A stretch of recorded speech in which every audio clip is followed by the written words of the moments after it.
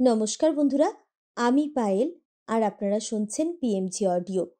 এখন আমি আপনাদের পড়ে শোনাচ্ছি জলধর সেনের লেখা গল্প রমণী। আজকের গল্প আপনাদের কেমন লাগলো নিচে কমেন্ট করে জানান। আর যেসব বন্ধুরা এখনও সাবস্ক্রাইব করেননি তাদের যদি নিত্য নতুন স্বাদের বাংলা অডিও স্টোরি শুনতে ভালো লাগে তাহলে চটপট সাবস্ক্রাইব করুন পিএমজি অডিও। আর আপনাদের ভালো লাগার গল্পগুলো শেয়ার করে নিন পরিচিত বন্ধুবান্ধব বা আত্মীয় স্বজনের সঙ্গে। শুরু করছি আজকের গল্প রমণী। হিমালয় বক্ষে বিরাজিত একটি উপত্যকায় একটি সুন্দর শহর কিরূপে স্থাপিত হইয়াছিল তাহা কেহ বলিতে পারে না। কিন্তু সে শহরে যে আসে সেই প্রকৃতির মধুর সৌন্দর্য দেখিয়া মুগ্ধ হয়। কয়েকজন পেনশনপ্রাপ্ত সাহেব এই স্থানটিতে বাস্তুভিটা নির্মাণ করিয়াছেন। সেই কারণে শহরটিতে বিস্তর শ্বেতাঙ্গ পুরুষ ও মহিলার সমাগম হইত। সিমলায় যখন মরশুম পড়ে এখানকার জনকোলাহল তখনই বাড়িয়া ওঠে। বিশেষত যে বৎসর বায়ু সেবনের হুজুগ বৃদ্ধি হইত সেই বৎসর বাঙালি টোলাটি একেবারে গুলজার হইত। বাংলাদেশের অনেক বড়লোকই সেই উপলক্ষে এখানে পদার্পণ করিতেন। আমি বড়লোক নহি, বায়ু ভক্ষণেরও আমার কোনো আবশ্যক ছিল না, তবু আমি এখানে বেড়াইতে আসিয়াছি। শখ করিয়া নহে। প্রায় কোনো স্থানেই 2 মাসের বেশি থাকিতে প্রবৃত্তি হয় না। এখানে আমি 6 মাস আছি। মন টিকিয়াছে কিনা সে কথা কোনোদিনও চিন্তা করি নাই। একটি ক্ষুদ্র বাংলো আমার বাসগৃহ। দূর অরণ্য হইতে বায়ুর হিল্লোল আসিয়া পুরাতন সুখের স্মৃতি মনের মধ্যে জাগাইয়া যায়। মধ্যে মধ্যে আরণ্য কুসুমের সৌরভে আমার বাংলোখানি আচ্ছন্ন হয় এবং বাতায়ন পথে গিরিশৃঙ্গের সহিত ধূমকান্তি মেঘের আলিঙ্গন দেখিতে দেখিতে যেন কোনো দূর স্বপ্নরাজ্যে ভাসিয়া যাই। আমার অতৃপ্ত কামনা পাহাড়ের বাহিরে বহিঃপৃথিবীর মধ্যে ব্যাপ্ত হইবার সুবিধা না পাইয়া যেন সেই সংকীর্ণ স্থানটিতে ব্যাকুলভাবে ঘুরিয়া বেড়াইত। কিন্তু আমার কি হইয়াছে আমি ঠিক বুঝিতে পারি না। বাংলোয় আরও 2টি প্রাণীর সহিত আমি একত্র বাস করি। একজন সেই দেশীয় একটি ভৃত্য, নাম লখিয়া। সে বহুরূপী, কখনো ভৃত্য, কখনো পাচক, কখনো দারোয়ান। আবদালিগিরিও যে তাহাকে 2-1 বার করিতে হয় নাই তাহা বলিতে পারি না। লুচি ভাজিতে ও জুতা ব্রাশ করিতে সে সমান তৎপর। আমার অন্য সহচরটির নাম রামচরণ। সে আমার পিতামহের আমলের ভৃত্য। রামচরণের বাল্যজীবনের ইতিহাসটি করুণ রসসিক্ত। সে আমার পিতারই বয়সী। সে যখন আমাদের বাড়ি আসিয়াছিল শুনিয়াছি তখন তাহার বয়স 13 বৎসর। এখন তাহার পেনশন লইবার বয়স হইয়াছে, 55 উত্তীর্ণ হইয়াছে। কিন্তু সে শেষ দিন পর্যন্ত আমাদের পরিচর্যা করিবে এরূপ সংকল্পই স্থির করিয়াছে। পিতামহ আশ্রিত বৎসল ছিলেন। তিনি রামচরণকে একটি বাড়ি দিয়াছিলেন। রামচরণের বিবাহও তিনি দিয়া যান। কিন্তু হতভাগ্যের গার্হস্থ্য সুখ স্থায়ী হইল না। রামচরণের হস্তে তাহার পত্নী মুক্তকেশী একটি পুত্র সন্তান উপহার দিয়া বিধাতার আহ্বানে পৃথিবী ছাড়িয়া চলিয়া গেল। মাতৃহীন শিশুকেও বাঁচাইতে পারা গেল না। রামচরণ অশ্রু মুছিয়া আমার পিতামহের কাছে আসিয়া বলিল, জ্যাঠামশাই, সংসার ধর্ম সব শেষ করে এসেছি। এই ঘরের চাবি নেন। আমার আর বাড়ি ঘরের দরকার নেই। বৈঠকখানার এক কোণেই পড়ে থাকব। পিতামহ কথাটা বুঝিলেন। দাস দাসীর বেদনাবোধের শক্তি নষ্ট করিবার মতো বিদ্যাবুদ্ধি তাহার ছিল না। তিনি বলিলেন, কি বলবো বাবা, তোকে সংসারী করবার জন্য আমরা যথাসাধ্য করেছি। শোক কিঞ্চিত পুরাতন হইলে তাহার অনেক শুভাকাঙ্ক্ষী পরামর্শ দিয়াছিল, আর একটি দ্বার পরিগ্রহ করিলে তাহার সংসার ধর্ম পুনর্বার বজায় হইতে পারে।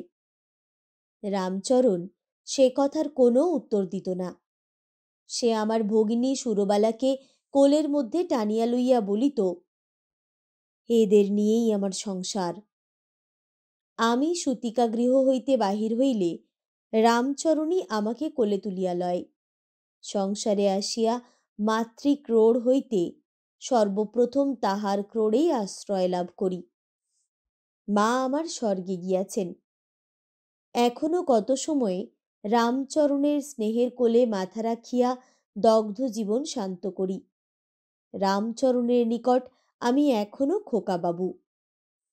আমার স্নেহময়ী ভগিনী সুরবালাকেও রামচরণ কম ভালোবাসিত না, কিন্তু সুরবালার জন্য রামচরণের কোনো আক্ষেপ নাই।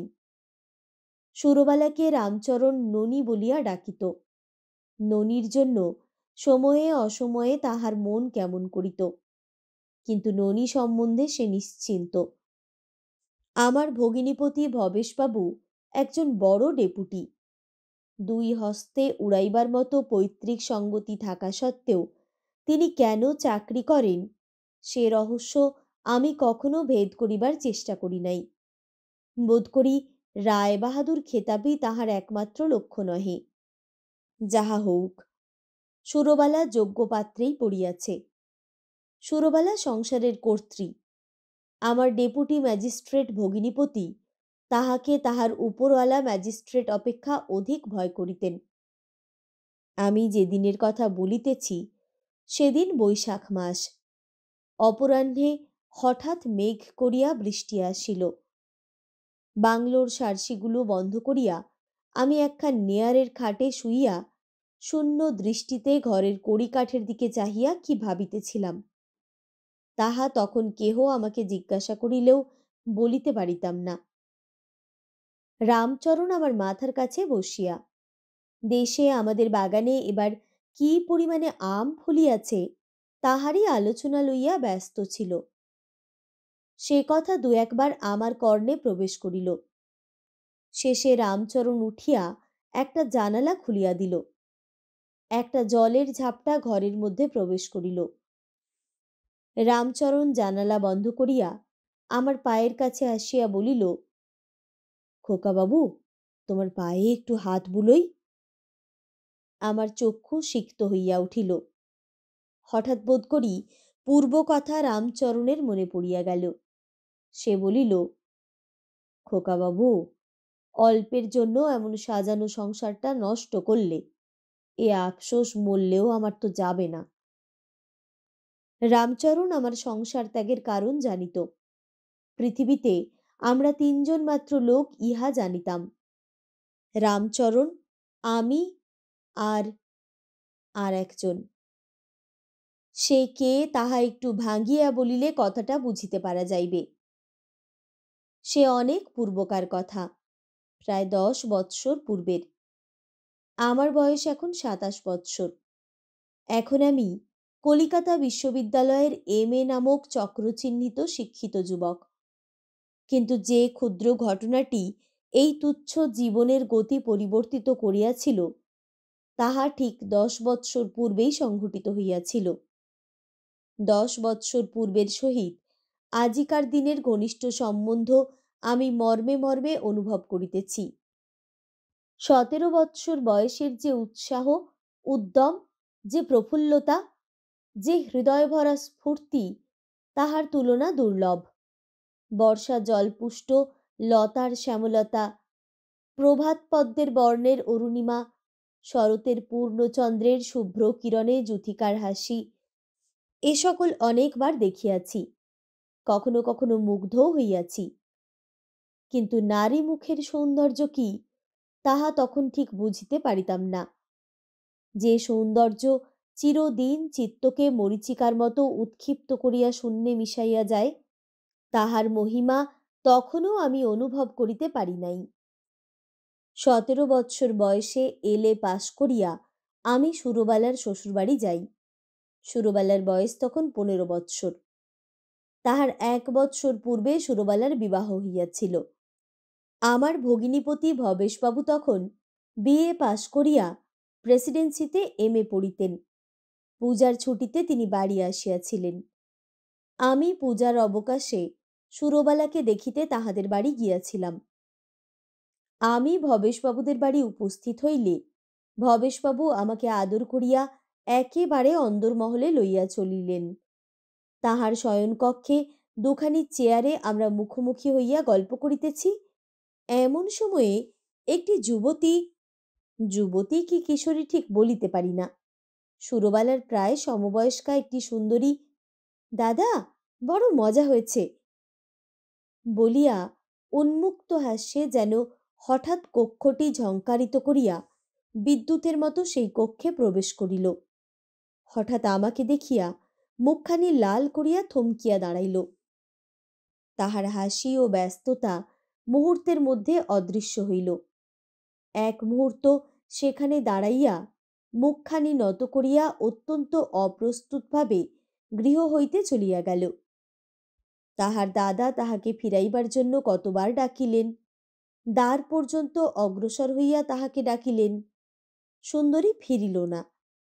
ভবেশবাবু বলিলেন, রমণীর বড় লজ্জা, তোমাকে দেখেও লজ্জা। তাহার হাস্যময় মুখখানি হঠাৎ গম্ভীর হইয়া উঠিল। আমি জানিতাম রমণী কে। রমণী ভবেশবাবুর কনিষ্ঠা সহোদরা। রমণী বিধবা সে সংবাদও রাখিতাম। পূর্বে আর কখনো ভবেশবাবুদের বাড়ি যাই নাই। রমণীকে এই সর্বপ্রথম দেখিলাম। কিন্তু কি দেখিলাম, এমন আর কখনো দেখিয়াছি বলিয়া মনে হইল না। দেখিয়া বোধ হইল ঘন কৃষ্ণ মেঘের ভিতর বিজলি খেলিয়া গেল। সেই চকিত বিদ্যুতের আলোকে আমার বোধ হইল আমার 17 বৎসরের আলোকহীন উজ্জ্বলতাহীন যৌবনের রুদ্ধ কক্ষে কে যেন বাতি জ্বালিয়া আলোকিত করিয়া গেল। 3 দিন পরে ভবেশবাবুর বাড়ি হইতে বিদায় লইয়া গাড়িতে গিয়া উঠিলাম। কিন্তু দেখিলাম 3 দিনের মধ্যেই আমার মনের মধ্যে একটা ঘোর বিপ্লব উপস্থিত হইয়াছে। বিপ্লবের কারণও বুঝিলাম, ফলও ভোগ করিতে লাগিলাম। কিন্তু মন সংযত করিবার পক্ষে কোনো যুক্তি কাজে লাগাইতে পারিলাম না। রক্তমাংসের শরীর ভেদ করিয়া যে ছুরিকা মনের উপর দাগ বসাইয়া যায়, তাহার তীক্ষ্ণতা একটি মুহূর্তেই হৃদয়ঙ্গম করিয়াছি। রমণীকে ভুলিতে পারিলাম না। বাড়ি ফিরিয়াও রমণীর কথাই মনে জাগিতে লাগিল। সপ্তাহের পর সপ্তাহ কাটিয়া গেল। মনকে নানা কার্যে নিযুক্ত রাখিবার জন্য কত চেষ্টা করিলাম, কোনো ফল হইল না। নিজের মনের সঙ্গে যুদ্ধ করিয়া পরাজিত ও অবসন্ন হইলাম। 1 মাসও উত্তীর্ণ হইল না। আমি সুরবালাকে দেখিতে আবার ভবেশবাবুর বাড়ি চলিলাম। সত্যই কি সুরবালাকে দেখিতে? সুরবালার বিবাহের পর 1 বৎসরের মধ্যে তাহাকে দেখিতে যাই নাই, সে কথাও মনে পড়িল। আত্মসুখের জন্য আমাকেও আত্মপ্রবঞ্চনার দাসত্ব করিতে হইল। সেদিন প্রথমেই বাহিরের ঘরেই ভবেশবাবুর সঙ্গে আমার আলাপ হইল। তাহার পর ভবেশবাবু অন্দরে যাইবার জন্য উঠিলেন। গল্প করিতে করিতে চলিলেন। আমি তাহার অনুসরণ করিলাম। লজ্জা আসিয়া প্রতি পদে বাধা দিতে লাগিল। ভবেশবাবু আমাকে লইয়া একেবারে তাহার শয়নকক্ষে উপস্থিত হইলেন। রমণী তখন টেবিলের উপর ঝুঁকিয়া পড়িয়া কি একখানি বই পড়িতেছিল। দরজার সম্মুখে আমি, ভবেশবাবু ভিতরে। রমণী পলাইতে না পারিয়া হাঁপাইয়া উঠিল, মুখখানি অবনত করিল। আমি একবার তাহার মুখের দিকে চাহিলাম। তাহাতে এমন একটা সলজ্জ কোমলতা মাখানো ছিল যে আমার নতুন করিয়া মনে হইল, এই অপরূপ সুন্দরী রমণী বিধবা, বিধাতারে কেমন বিচার! সেদিন আমাদের পরিচয় মাত্র। ক্রমে অধিক আলাপে রমণীর সংকোচ দূর হইল। আমার নিকট তাহার কুণ্ঠিত ভাব রহিল না। আমি মাঝে মধ্যেই সুরবালাকে দেখিতে যাইতাম। আমাকে দেখিয়া রমণী কোনো প্রকার হর্ষ প্রকাশ করিত না। নিজের গাম্ভীর্য দ্বারা আপনাকে অবগুণ্ঠিত রাখিবার চেষ্টা করিত। কিন্তু তাহার নয়নের ব্যাকুলতা সে লুকাইতে পারিত না। অন্যমনস্কতা ঢাকিবার জন্য তাহাকে জোর করিয়া সকল কাজে মন দিতে হইত। ৫-৬ মাস পরে কথায় কথায় রমণীর কাছে আমার মনের ভাব প্রকাশ করিলাম। রমণী ধীরভাবে সকল কথা শুনিল। কোনো উত্তর না করিয়া মাথা নিচু করিয়া চলিয়া গেল। যাইবার সময় কেবল সে দীর্ঘ নিঃশ্বাস ফেলিয়া চলিয়া গেল। শরীর অবসন্ন, মন ভারাক্রান্ত, কোনো কর্মে উৎসাহ নাই। বাবা আমাকে দার্জিলিং পাঠাইলেন। রামচরণ আমার শুশ্রূষার জন্য সঙ্গে চলিল। দিন কতক বাড়ির কোনো খবর পাই নাই। শেষে এক প্রিয় বন্ধুর পত্রে অবগত হইলাম বাবার হাতের কাজকর্ম বড় মন্দা। তিনি আমার বিবাহের জন্য একটি সুন্দরী মেয়ে খুঁজিতেছেন। বন্ধুর পত্র পাঠ করিয়া একটু হাসিলাম। রামচরণ আমার কাছেই দাঁড়াইয়াছিল। সে আমার হাসি দেখিয়া জিজ্ঞাসা করিল, পত্রে কোনো সুখবর আছে নাকি খোকাবাবু? আমি হাসিয়া বলিলাম, বাবা যে আমার বিয়ের জোগাড় করছেন রামচরণ, ফলারটা বুঝি এবার খেলি। রামচরণ হতাশভাবে মাথা নাড়িয়া বলিল, আর ফলার, তোমার যে গতিক দেখিয়া আমার বড়ই ভাবনা হইয়াছে। দিন কতক পরে দার্জিলিংয়ে একখানি পত্র পাইলাম। অপরিচিত অক্ষর দেখিয়াই স্ত্রী লোকের হস্তাক্ষর চিনিতে পারিলাম। আমাকে কে পত্র লিখিল? কতক কৌতুকে, কতক আগ্রহে পত্রখানি খুলিলাম। দেখিলাম পত্র শেষে রমণীর স্বাক্ষর। রমণী আমাকে পত্র লিখিয়াছে। কখনো মনে করি নাই রমণীর নিকট হইতে পত্র পাইব। পত্রখানি এক নিঃশ্বাসে পড়িয়া ফেলিলাম। অনাথবাবু, দাদাকে পত্র লিখিয়াছ তাহা পড়িয়াছি। তোমার শরীরের এখন যেরকম অবস্থা, তাতে তোমার কিছুদিন দার্জিলিংয়ে থাকা উচিত। পড়িয়া পড়িয়াই শরীরটা নষ্ট করিয়াছ। বৌদিদি তোমার জন্য বড় ভাবিতেছেন। তুমি ভালো আছো শুনিতে পাইলেই সুখী হইব। দার্জিলিংয়ে কতদিন থাকিবে? তোমার মনের অবস্থা শোচনীয় তাহা বুঝিয়াছি। দার্জিলিংয়ে যাইবার পূর্বে আমাকে যে কথা বলিয়াছিলে তাহার কোনো উত্তর পাও নাই। অভাগিনী আমি কি উত্তর দিব? আমি বাল বিধবা। বিবাহের কথা মনে নাই, স্বামীর মুখও মনে পড়ে না। সে কথা মনে না পড়াতে কোনো দুঃখ ছিল না। পিতৃগৃহে আমোদ আহ্লাদেই দিন কাটাইতেছিলাম। সেইভাবে জীবন কাটাইলেই কি ভালো ছিল না? কিন্তু তাহা কাটিল না। আমি তোমাকে দেখিলাম, না দেখিলেই বোধহয় ভালো ছিল। কিন্তু যাহা হইবার তাহা হইয়াছে। তুমি আমাকে ভালোবাসো। তুমি আমাকে বিবাহ করিতে চাহিয়াছিলে। হিন্দু বিধবার বিবাহ শাস্ত্রসঙ্গত, তাহা আমি অনেকবার শুনিয়াছি। কিন্তু ইহজীবনে বিবাহ হওয়া অসম্ভব। পৃথিবীতে আমার আর সংসারী হওয়া হইবে না। সমাজের ভয়ে এ কথা লিখিতেছি না। কলঙ্কের ভয়ে মানুষ জীবনের সকল কামনা পরিত্যাগ করে না। তথাপি বলিতেছি, সংসারের এপারে আর তোমার সহিত সেভাবে দেখা হইবে না। পরপারের জন্য অপেক্ষা করিতে পারো? যদি পারো তবে আবার দেখা দিও। তাহা কি এতই কঠিন? আমি তো তাহা মনে করি না। রমণী। 2-3 বার পত্রখানি পাঠ করিলাম। রমণী হৃদয়ের রহস্য কিছু বুঝিতাম না। পরাজিত হইয়া লজ্জায় মস্তক অবনত করিলাম। বিপুল চেষ্টায় মন সংযত করিয়া বলিলাম, তাহাই হউক। ইহলোকে এই পর্যন্ত, পরলোকে আমার শান্তি।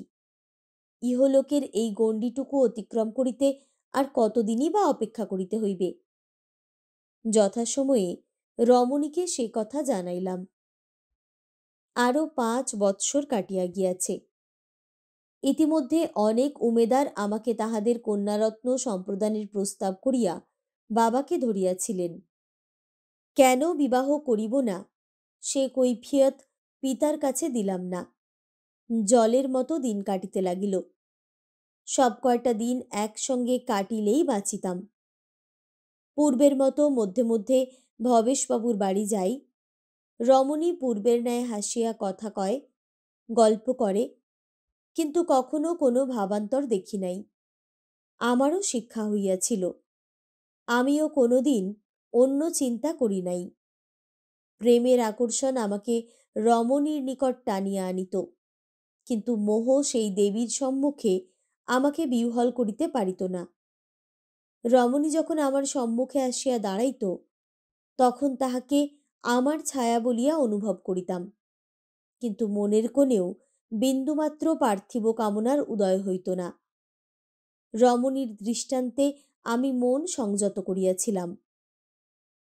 মাস 6 পরে বাবা সংসারের কাজ শেষ করিয়া স্বর্গে গেলেন।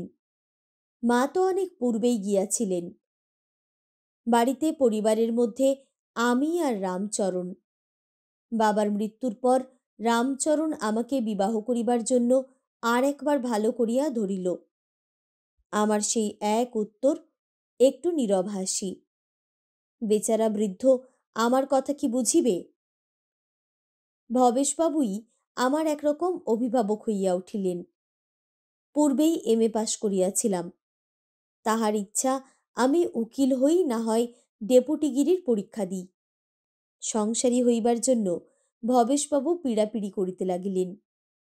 আমার প্রিয়তমা ভগিনী সুরবালা আমাকে সংসারে উদাসীন দেখিয়া একটু চোখের জলও ফেলিল।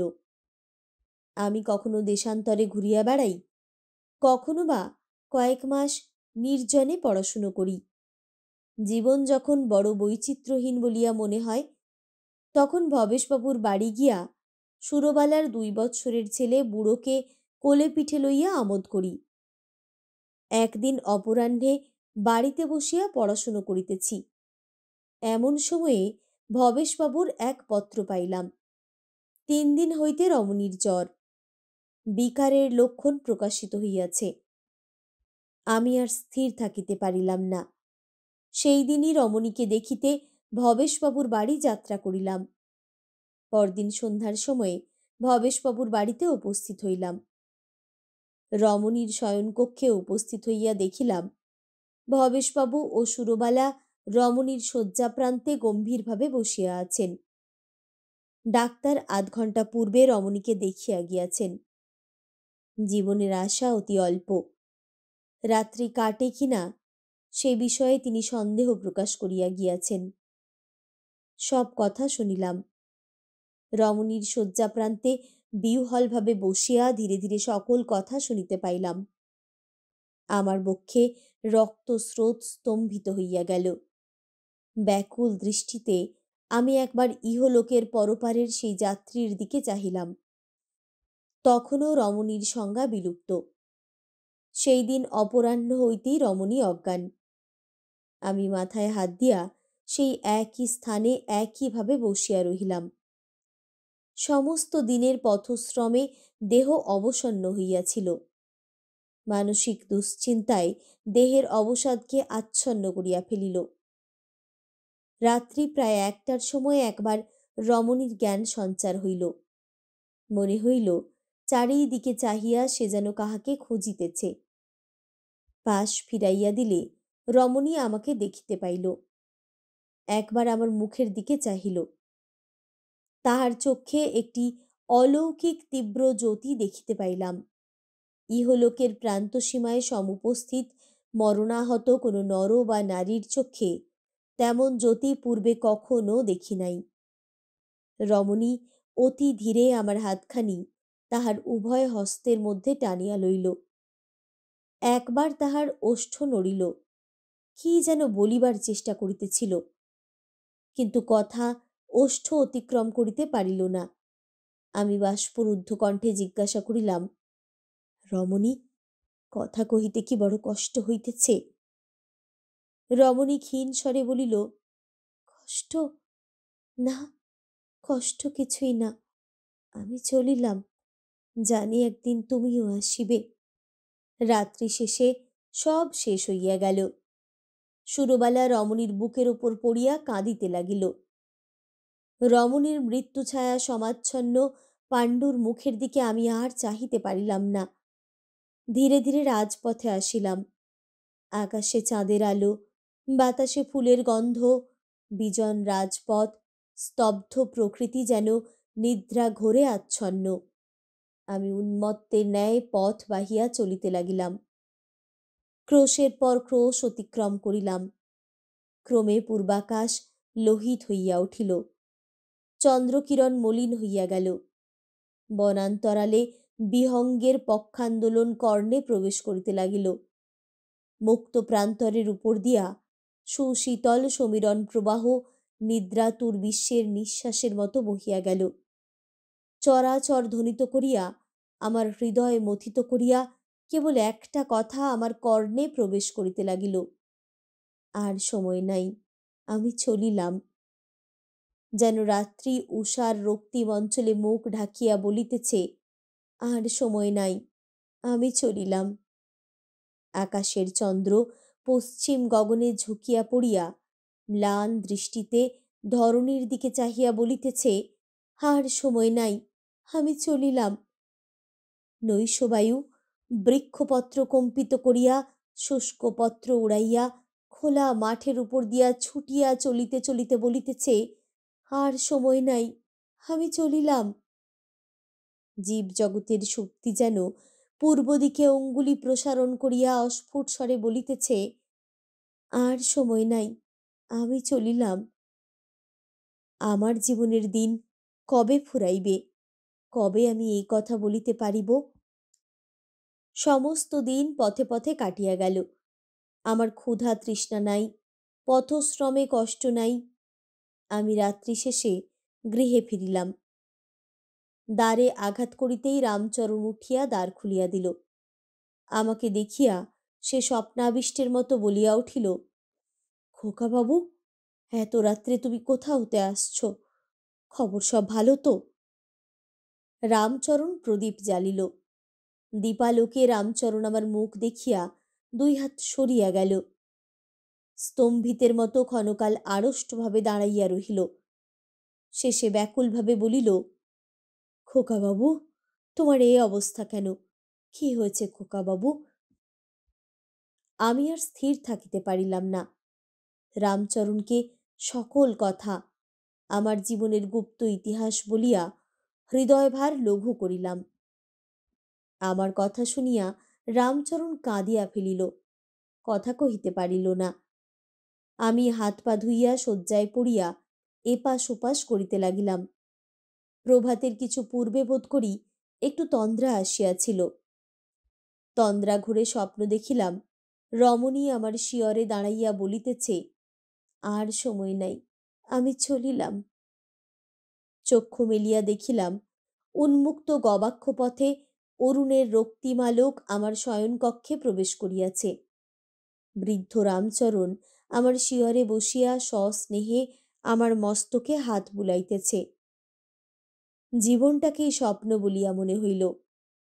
বাড়িতে আর মন টিকিল না। বাড়িতে চাবি লাগাইয়া দাসদাসীদের বিদায় দিয়া আমি দেশ ভ্রমণের আয়োজন করিলাম। মূল্যবান জিনিসপত্র যাহা কিছু ছিল সমস্ত সুরবালার কাছে পাঠাইয়া দিলাম। কোম্পানির কাগজ, অলঙ্কারপত্র, পৈতৃক সম্পত্তির দলিলাদি সমস্ত সুরবালাকে দান করিলাম। সঙ্গে সঙ্গে তাহাকে জানাইলাম, সংসারের সহিত আমার আর কোনো সম্বন্ধ নাই। যে কয়টি দিন পৃথিবীতে থাকিতে হইবে, দেশ পর্যটন করিব। রামচরণ স্বয়ং সমস্ত জিনিস ও আমার পত্র সুরবালাকে দিয়া আসিল। কিছু টাকা কড়ি ও রামচরণকে সঙ্গে লইয়া আমি 1 সপ্তাহ মধ্যে দেশ ত্যাগ করিলাম। রামচরণকে সুরবালার কাছে গিয়া থাকিবার জন্য আদেশ করিয়াছিলাম, কিন্তু সে আমার হুকুম তামিল করে নাই। সজল চক্ষে বলিয়াছিল, খোকাবাবু, আমি তোমাকে কোলে পিঠে করিয়া মানুষ করিয়াছি। এমন কি অপরাধ করিয়াছি যে এত কঠিন দণ্ড দিতে চাও? বিদেশে তোমাকে দেখিবে শুনিবে কে? এ বুড়োকে ছাড়িয়া যাইও না। তাই রামচরণ সেই দিন হইতে ছায়ার মতো আমার সঙ্গে সঙ্গে ফিরিতেছে। আজ আমি স্বদেশ হইতে বহু দূরে পর্বতের নিভৃত বক্ষের একটি ক্ষুদ্র বাংলোয় আশ্রয় গ্রহণ করিয়াছি। আমার জীবনের একমাত্র আকাঙ্ক্ষা পূর্ণ হইবার আর কত বিলম্ব তাহা জানি না, কিন্তু আর কতকাল এমন লক্ষ্যহীনভাবে শ্রান্ত জীবন ভার বহিয়া পথে পথে ঘুরিয়া বেড়াইব। রমণীর সেই অন্তিম কথা দিবানিশি আমার কানে আসিয়া বাজিতেছে। আজও এই দিবা অবসানে দুর্গম গিরিপ্রান্তে আমার এই ক্ষুদ্র রুদ্ধদ্বার শয়নকক্ষে জগতের পরপ্রান্তবাসিনী, আমার জীবন মরণের সাধনার ধন, আমার ইহলোকের আলোক ও পরলোকের অবলম্বন, আমার উভয় লোকের সর্বস্ব, প্রেমময়ী ধৈর্যময়ী মহিমময়ী রমণীর সেই আশ্বাসবাণী ওই আর্দ্র বায়ুহিল্লোলে ও বৃষ্টির ঝড়ঝড় শব্দ ভাসিয়া আসিয়া আমার কর্ণে প্রবেশ করিতেছে। আমার দেহ কণ্টকিত ও চক্ষু অশ্রুপূর্ণ হইয়া উঠিতেছে। আমার মনের ভাব মুখে প্রকাশিত না হোক, আমার অন্তরের ভাব অন্তরে অনুভব করিয়াই বৃদ্ধ রামচরণ আমার মাথায় হাত বুলাইতে বুলাইতে বলিল, খোকাবাবু, এ পাহাড় মুলুক আর ভালো লাগে না, চলো দেশে যাই। আমি হাসিয়া বলিলাম, যেতে হবে রামচরণ, দেশেই যাব। বোধ করি তার আর বেশি বিলম্ব নাই, কিন্তু এবার তোমাকে ফেলে একাই যাব। রামচরণ বোধহয় কথাটা বুঝিল, হাসিয়া বলিল, খোকাবাবু, আমি আগে যাব। আমি আগে না গেলে তোমার জন্য সংসার সাজিয়ে রাখবে কে? এ বুড়োকে ছেড়ে তোমার এক দণ্ড চলবে না যে।